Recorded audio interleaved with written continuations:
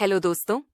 सबसे पहले मैं आपसे रिक्वेस्ट करना चाहती हूँ कि वीडियो देखने के बाद सब्सक्राइब जरूर कर लीजिएगा। मैं इन वीडियोस को बनाने में बहुत मेहनत करती हूँ और इसी से मैं अपना खर्चा चलाती हूँ। जो भी सब्सक्राइब करेगा, मैं दुआ करती हूँ कि उसकी जिंदगी बहुत अच्छी, अमीर और खुशहाल हो। प्लीज प्लीज सब्सक्राइब कर लीजिएगा। हेलो दोस्तों, मेरा नाम शालिनी है। उम्र 32 साल। लोग कहते हैं कि मैं अभी भी 25 से 26 की लगती हूँ। मेरी हाइट 5 फुट 6 इंच है। दूध जैसा गोरा रंग, काले लंबे बाल जो कमर तक आते हैं, और फिगर, अरे वो तो ऐसा है कि साड़ी पहनूं तो कमर नापना मुश्किल हो जाता है। और वेस्टर्न ड्रेस में तो लोग मुड़ मुड़ कर देखते हैं। मैं जानती हूं कि मेरी बॉडी में वह बात है जो मर्दों का ध्यान खींचती है, लेकिन मैं वैसी नहीं हूं जो हर किसी को इशारे करूं। फिर भी कभी कभी अकेले में सोचती हूं कि कोई तो हो जो मेरी तरफ ऐसे देखे जैसे मैं कोई खजाना हूं। सभी बूढ़े और जवान मुझ पर फिदा रहते हैं। खैर, यह सब बाद में। पहले मैं तुम्हें अपनी एक कहानी सुनाने वाली हूं जो हमारे घर में काम करने आए मजदूर और मेरी है। तो दोस्तों, कहानी बहुत ही ज्यादा मजेदार होने वाली है, इसीलिए इस कहानी को आप पूरा सुनना, आपको बहुत मजा आएगा। कहानी के लास्ट में एक ऐसा मोड़ आएगा जो सबको चौंका देगा। तो चलिए दोस्तों, कहानी शुरू करती हूं। हमारा फार्म हाउस शहर से थोड़ा बाहर था। बड़ा सा चारों तरफ पेड़, पीछे की तरफ एक पुराना गोदाम जैसा हिस्सा था जहां पुराना सामान रखा रहता था। एक दिन तेज हवा चली, इतनी तेज कि गोदाम की एक दीवार का प्लास्टर उड़ गया और कुछ ईंटें ढीली हो गईं। पति बाहर ट्रिप पर थे, मैं अकेली। मैंने लोकल ठेकेदार अंकल को फोन किया। बोले कल सुबह मजदूर भेज दूंगा। अगली सुबह करीब 9 बजे दरवाजे की घंटी बजी। मैंने दरवाजा खोला तो सामने एक लड़का खड़ा था, काला कलूटा, लेकिन चेहरा साफ, आंखें बड़ी बड़ी और बदन वाह, जैसे जिम में घंटों पसीना बहाया हो। शर्ट टाइट थी, बाजुओं की मसल्स बाहर आने को बेताब। उसने हाथ जोड़े। नमस्ते मैडम, ठेकेदार अंकल ने भेजा है। मेरा नाम रमेश है। उसकी आवाज थोड़ी भारी थी, गांव की।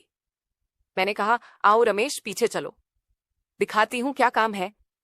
मैं आगे आगे चली, वो पीछे पीछे। मैंने उस दिन हल्की सी साड़ी पहनी थी जिसमें मेरा शरीर साफ दिख रहा था। घर में अकेली ही थी। चलते वक्त मुझे लगा कि वह मेरी कमर की तरफ देख रहा है, लेकिन मैंने कुछ नहीं कहा। गोदाम के पास पहुंचे, मैंने दीवार दिखाई। वो झुका, हाथ से छुआ, बोला, मैडम ये तो पूरा मजबूत करना पड़ेगा, 2-3 दिन लगेंगे।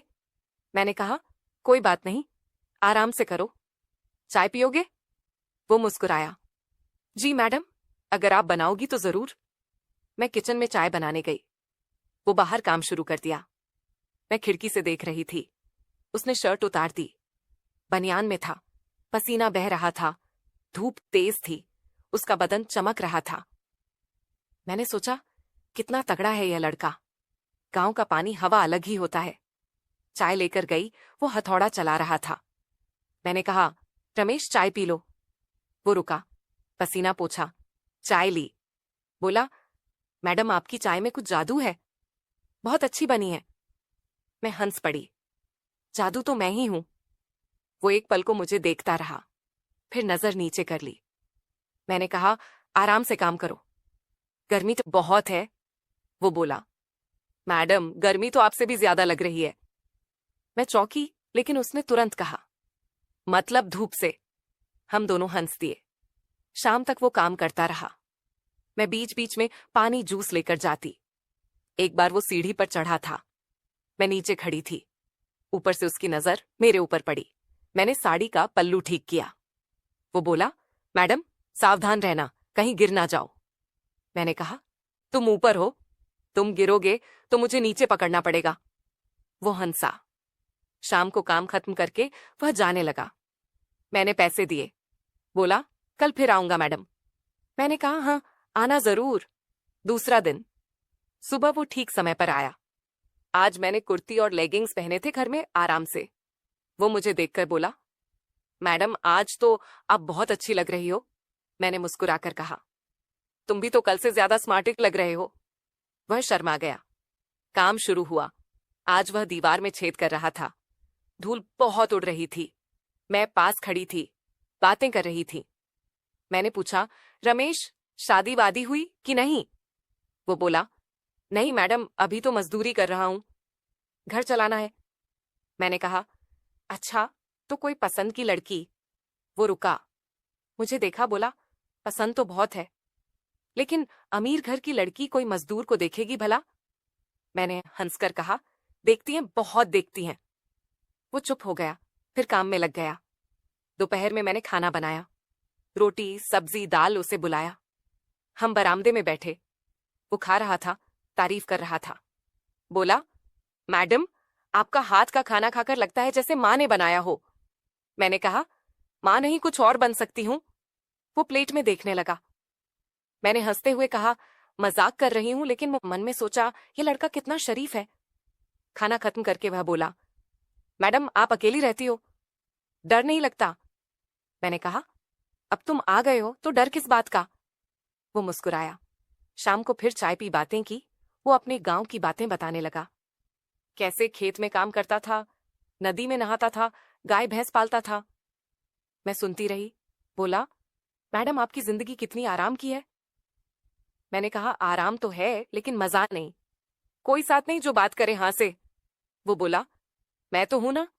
मैंने कहा, हाँ तुम हो। वो जाने लगा तो मैंने कहा, कल जल्दी आना। वो बोला, आप कहो तो रात को भी आ जाऊं। मैंने हंसकर कहा, रात को क्या करोगे? वो बोला, जो आप कहो। हम हंसे, लेकिन अंदर से थोड़ी सी गर्मी सी महसूस हुई। तीसरा दिन। आज बारिश का मौसम नहीं था, लेकिन बादल छाए थे। मैंने शॉर्ट कुर्ती पहनी थी। वो आया तो मुझे ऊपर से नीचे तक देखा। बोला, मैडम, आज तो आप कॉलेज गर्ल लग रही हो। मैं हंस पड़ी। काम शुरू। अब वो दीवार में सरिया डाल रहा था। मैं पास बैठी थी। हम बातें कर रहे थे। मैंने पूछा, रमेश, तुम्हें लड़की कैसी पसंद है? वो बोला, जो दिल की अच्छी हो, सुंदर हो और थोड़ी सी शरारती। मैंने कहा, जैसे मैं वो हंसा मैडम, आप तो उससे कहीं ऊपर हो। मैंने कहा, ऊपर क्या, नीचे भी देखो। वो शर्मा गया। दोपहर में फिर साथ खाना। आज मैंने उसके लिए स्पेशल चिकन बनाया। वो खाकर बोला, मैडम, आप शादी करके भी इतना अच्छा खाना बनाती हो। मैंने कहा, शादी के बाद और अच्छा बनाना सीखा, पति को खुश रखने के लिए। वो चुप हो गया, फिर बोला, पति जी बहुत लकी हैं। मैंने कहा, लकी, ये तो वो हैं जो मेरे साथ रहते हैं। वो मुझे देखता रहा। शाम को काम करते वक्त उसका हाथ मेरे हाथ से छू गया। एक पल को दोनों रुक गए। मैंने कहा, रमेश, तुम्हारा हाथ बहुत गर्म है। वो बोला, मैडम, आपका भी। मैंने हाथ छुड़ा लिया, लेकिन दिल तेज धड़क रहा था। चौथा दिन। पांचवा दिन ऐसे ही बीतते गए। हर दिन वह आता। हम बातें करते हंसते, कभी हाथ छू जाता, कभी नजरें मिलती। मैं उसे ज्यादा से ज्यादा समय देती। वो मेरे लिए छोटे छोटे काम करने लगा। बगीचे में पानी डालना, सामान उठाना। मैं उसके लिए अच्छा खाना बनाती। बातें गहरी होती गईं। वो अपने सपने बताता, अपना छोटा सा बिजनेस करना चाहता था। मैं सुनती और कहती, तुम कर सकते हो, तुम में ताकत है। वो कहता, आपके साथ हो तो कुछ भी कर सकता हूं। एक दिन काम लगभग खत्म हो गया। मैं उदास थी। शाम को हम बालकनी में बैठे थे। मैंने कहा, रमेश, कल से तुम नहीं आओगे ना? वो बोला, मैडम, आप कहो तो रोज आऊं। कोई काम ढूंढ लेंगे। मैंने कहा, काम क्या? बस यूं ही आया करो। वो बोला, बस यूं ही, कुछ और नहीं। मैंने मुस्कुराकर कहा, कुछ और भी हो सकता है, लेकिन पहले दोस्ती तो निभाओ। फिर दिन बीते। वो रोज आने लगा। अब कोई काम नहीं था, बस हम बातें करते। मैं उसे पढ़ना लिखना सिखाने लगी। वो अनपढ़ था, लेकिन जल्दी सीखता था। मैं उसके साथ बैठकर किताबें पढ़ती। कभी मेरे कंधे से उसका कंधा छू जाता। मैं उसे बिजनेस की छोटी छोटी बातें बताती। उसने मेरी मदद से एक छोटा ठेका ले लिया। धीरे धीरे वह आगे बढ़ने लगा। एक दिन उसने कहा, मैडम, मेरी जिंदगी आपने बदल दी। पहले मैं सिर्फ मजदूर था, अब सपने देखता हूं। मैंने कहा, तुमने मेरी जिंदगी में रंग भरे, अकेलापन दूर किया। फिर एक दिन बड़ा ट्विस्ट आया। वो मेरे पास आया, थोड़ा घबरा रहा था। बोला, मैडम, मुझे कुछ बताना है। मैंने पूछा, क्या हुआ? उसने एक पुराना लिफाफा निकाला जिसमें एक फोटो थी मेरे पापा की युवावस्था की। बोला, मैडम, ये मेरे पिताजी हैं। मैं चौंक गई। फिर उसने पूरी कहानी बताई। मेरे पापा की पहली शादी थी गांव में। वो औरत मर गई। बच्चा था रमेश। पापा शहर आ गए। दूसरी शादी की। मैं पैदा हुई। किसी को पता नहीं था। रमेश को जब पता चला तो वह मुझे ढूंढने आया, लेकिन काम के बहाने मैं रो पड़ी। मैंने उसे गले लगाया बहन की तरह। बोला, दीदी, आप मेरी बड़ी बहन हो। हम दोनों रोए, फिर हंसे। अब हम भाई बहन हैं। वो मेरा छोटा भाई। उस दिन से हमारा रिश्ता और गहरा हो गया, लेकिन पवित्र। वो अब सफल बिजनेसमैन है। मैं उसकी दीदी। बस यही है मेरी कहानी। जो सोच रहे थे कि कुछ और होगा, वो नहीं हुआ। लेकिन जो दिल से सुनेंगे, उन्हें पता चलेगा कि सच्चा रिश्ता कितना कीमती होता है। तो दोस्तों, कहानी आपको कैसी लगी, कमेंट करके जरूर बताएं। और अगर आप चैनल पर पहली बार आए हो, तो चैनल को सब्सक्राइब कर अपना प्यार जरूर दिखाना। मिलती हूं एक ऐसी नई वीडियो के साथ।